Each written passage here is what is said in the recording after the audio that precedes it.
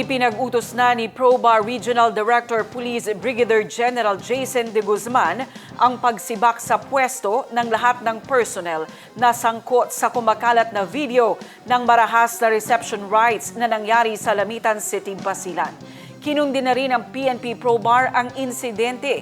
Isinailalim na sa custody ng Regional Personal Records Management Division, Regional Police Holding and Accounting Section sa Parang Maguindanao del Norte ang mga sangkot sa insidente. Ang News Now mula kay Naphtali Velarde.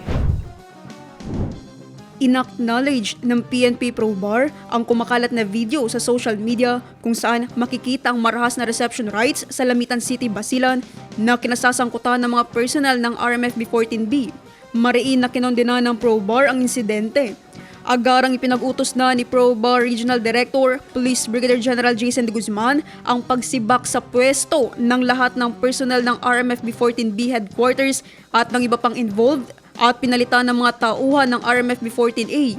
Isinailalim na ang mga sangkot na personnel sa custody ng Regional Personal Records Management Division, Regional Police Holding and Accounting Section sa Parang Maguindanao del Norte. Personal ding binisita ni Police Brigadier General de Guzman ang mga bagong assign na patrolmen at patrolwoman sa Lamitan City at inalam ang kanilang kalagayan.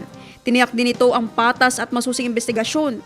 Papatawan ng kaukulang parusa ang negligent supervisors habang administrative at criminal charges ang ihahain naman sa mga direktang sangkot. Naphtali Velarde, iMinds, Philippines.